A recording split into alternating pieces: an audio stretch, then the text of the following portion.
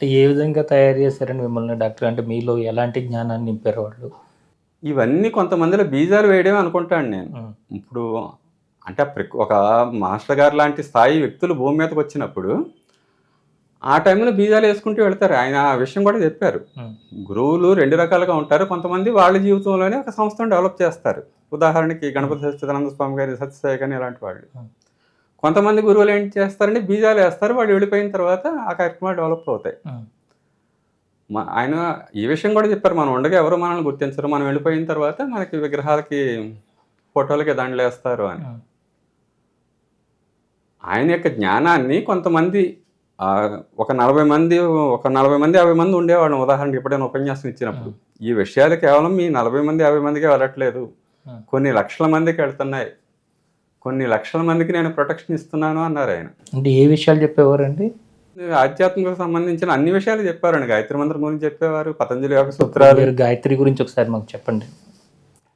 గాయత్రి మంత్రం ప్రధానంగా సూర్యుడి యొక్క శక్తిని అందజేస్తుంది అన్నారాయన. హ్మ్. తత్సవితుర్వరేణ్యం భర్గో దేవస్య ధీమహి ధియో యోనః ప్రచోదయాత్. హ్మ్. ఈ గాయత్రి మంత్రమే గురు మంత్రం అని చెప్పేవారాయన. హ్మ్. అసలు గాయత్రి మంత్రంలోని 24 అక్షరాలు ఏం చేస్తాయంటే మనలో 24 తత్వాలు ఉంటాయని చెప్పారాయన. హ్మ్. ఒకటి పంచతత్వాలు. హ్మ్. పృథ్వీ, జలము ఈ పంచతత్వాలు ఉంటాయి కదా! హ్మ్. పృథ్వీ, జలము, అగ్ని, ఈ వాయువు, పంచభూత తత్వాలు. ఆకాశం. హ్మ్. పంచభూతాలు. హ్మ్. ఆ పంచతత్వాలు పంచతన్మాత్రలు. హ్మ్. వాసన, రుచి, రూపము, హ్మ్. పంచ తన్మాత్రలు, శబ్దరూపరస. హ్మ్. పంచతత్వాలు, హ్మ్. పంచ జ్ఞానేంద్రియాలు, హ్మ్. పంచ కర్మేంద్రియాలు, హ్మ్. అహంకార చతుష్టయం అంటే హ్మ్. మనస్సు, బుద్ధి, చిత్తము, అహంకారం. హ్మ్. ఈ 24 గాయత్రి స్వరూపం అని. హ్మ్. ఎప్పుడెప్పుడైతే మనం ఆ గాయత్రి మంత్రం అని ఉచ్చారణ చేస్తామో, హ్మ్. మనలో 24 శక్తి కేంద్రాలు ఉంటాయి. అవి కాకుండా ఈ 24 తత్వాలు కూడా మనలో డెవలప్ అవుతూ ఉంటాయి. గాయత్రి మంత్రం ఏం చేస్తుందంటే, ఆ దైవీ శక్తి యొక్క అవతరణకి తగినట్టుగా మన యొక్క శరీరాన్ని హ్మ్. మారుస్తుంది. హ్మ్. మానవ శరీరాలు ఒక 300 సంవత్సరాల వరకు కూడా అన్ని మానవ శరీరాలు ఆ గాయత్రి మంత్రానికి అనుగుణంగా లేవటండి. హ్మ్. 300 సంవత్సరాల క్రిందట ప్రతి శరీరము కూడా ఆ గాయత్రి శక్తిని భరించగలిగే ఆ స్థాయికొచ్చాయి. హ్మ్. ఆ కణాల్లో మార్పొచ్చింది. ఆ మార్పు రావడం వల్ల ఇప్పుడు అందరూ గాయత్రి మంత్రం చేయొచ్చు అనేవారాయన. హ్మ్. గాయత్రి మంత్రం ఏం చేస్తుందంటే, ఇంకొక జన్మిస్తుంది మనకి. హ్మ్. అంటే ఇప్పుడు మనం మన యొక్క ప్రారబ్ధ కర్మలన్నింటికి లొంగుంటాం. లోబడి ఉంటుంది మన జీవితం. హ్మ్. గాయత్రి మంత్రం ఏం చేస్తుంది అంటే, ఆ మొత్తం ఆ కర్మలన్నింటిని క్లీన్ చేసేస్తుంది. ఆ వివేకానంద లిటరేచర్‌లో కూడా నాకు బాగా నచ్చింది ఏంటంటే, శ్వాసను గమనించడాన్ని అజప గాయత్రి అనేవారాయన. శ్వాస అన్న, గాయత్రి అన్న రెండింటికి తేడా లేదని చెప్పేవారు మాస్టర్ హ్మ్. గారు. గాయత్రి మంత్రం ఏం చేస్తుందంటే, ఆ శ్వాసని రిథమిక్‌గా మారుస్తుంది. హ్మ్.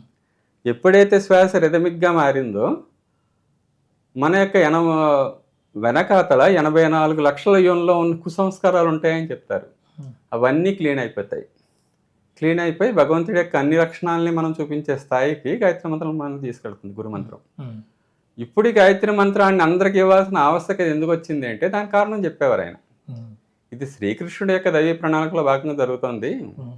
ప్రతి అవతారము కూడా 2 లక్ష్యాలతో భూమి మీదకొస్తుందని చెప్పేవారాయన. హ్మ్. ఒకటేంటంటే దుష్ట శిక్షణ, శిష్ట రక్షణ. మొట్టమొదట దుష్ట శిక్షణ చేస్తాడాయన. హ్మ్. తర్వాత శిష్ట రక్షణ చేస్తాడు. రాముడికి ఆయన చేసిన దుష్ట శిక్షణ ఏంటంటే రావణాది రాక్షసుని సంహారం చేశాడు. హ్మ్. శిష్ట రక్షణ ఏంటంటే ఒక అద్భుతమైన రామరాజ్య నిర్మాణం చేసి వెళ్ళాడాయన. రోగాలుండవు, ఎవరు దొంగతనాలుండవు, అకాల మృత్యువులుండవు. హ్మ్. అటువంటి ఒక జీవిత విధానాన్ని ఆయన రాముడు అలవాటు చేసి ఏర్పరిచి ఒక హ్మ్. వ్యవస్థ, ఒక రామరాజ్యాన్ని నిర్మాణం చేశాడాయన. హ్మ్. రోగాలు లేవు, ముసలితనం లేదు. హ్మ్. కానీ రామావతారం తర్వాత వచ్చిన కృష్ణ అవతారం ఇంకా ఎక్కువ కళలతో వచ్చిన అవతారం. రామావతారం 12 కళలు అయితే కృష్ణ అవతారం 16 కళలు. హ్మ్. అంచేత రాముడి కంటే కూడా కృష్ణుడు చేసే శిష్ట రక్షణ కార్యక్రమం ఇంకా పెద్దగా ఉంటుంది. హ్మ్. ఆ పెద్దదైన కార్యక్రమం ఏంటంటే రామరాజ్య నిర్మాణం కంటే శ్రీకృష్ణుడు చేయదలుచుకున్న ఆ పెద్ద కార్యక్రమం ఏంటంటే భూమిని స్వర్గంగా మార్చడం అన్నారాయన. హ్మ్. భూమి స్వర్గంగా మారాలంటే భూమి మీద ఉన్న మనుషులందరూ అమరులుగా మారాలి. హ్మ్. దేవతలుగా మారాలి. హ్మ్. మనిషిని దేవతగా మార్చే ఒక అద్భుతమైన సాధనా విధానం ఏంటంటే గాయత్రి మంత్రము. ఎందుకంటే ఇప్పుడు గాయత్రి మంత్రాన్ని నియమబద్ధంగా చేసే వాళ్ళని మనం భూసురులు అంటాం. హ్మ్. భూసురులు అంటే సురులు, భూసురులు, హ్మ్. భూమి మీద ఉన్న సురులు. హ్మ్. గాయత్రి మంత్రం ఏం చేస్తుందంటే భూసురులుగా మారుస్తుంది హ్మ్. మనందరినీ కూడా. హ్మ్. అది శ్రీకృష్ణుడి యొక్క లక్ష్యం. చేత శ్రీకృష్ణుడి తర్వాత ఒక 5,000 సంవత్సరాల దైవీ ప్రణాళికను శ్రీకృష్ణుడు హిమాలయాల్లో ఉన్న ఋషికూటమికి అందజేశాడు. శ్రీకృష్ణుడి తర్వాత వచ్చిన ఋషులందరూ కూడా ఈ మనిషిని ఒక దేవతగా మార్చడానికి కావాల్సిన మార్పులన్నీ ఎప్పటి నుంచి వాళ్ళు తీసుకుంటూ వస్తున్నారు మనిషిలో. మానవ సమాజంలో వాళ్ళు గత 5,000 సంవత్సరాలుగా కూడా ప్రయత్నాలు చేసుకుంటూ వచ్చారు. దాని యొక్క ఫైనల్ స్టేజ్లో ఇప్పుడు మనం ఉన్నాము. ఒక విధంగా సూక్ష్మ జగత్తులో ప్రణాళిక పూర్తయిపోయింది అన్నారు.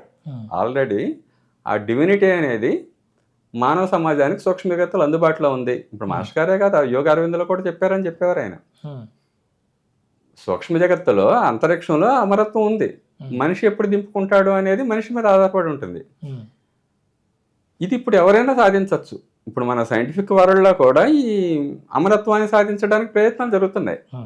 భౌతిక జగత్తులో మనం ఏది మానవ శరీరానికి సంబంధించిన ప్రయత్నం చేసినా దాని సైడ్ ఎఫెక్ట్స్ ఉంటున్నాయి. సైడ్ ఎఫెక్ట్ ఉంటుంది గ్యారంటీ కదా దానికి. కానీ సైడ్ ఎఫెక్ట్ లేని విధానం ఏంటంటే ఈ ఆధ్యాత్మిక మార్గం. అందులో ఈ గాయత్రి మంత్రం చాలా ముఖ్యమైనది. లేదా శ్వాస ద్వారా కూడా వెళ్ళొచ్చు దాన్ని. శ్వాస కూడా ఏం చేస్తుందంటే అందుకే శ్వాసను అజప గాయత్రి అంటారు. జపం చేయకుండా చేసే గాయత్రి ఏంటంటే శ్వాసను గమనించడం.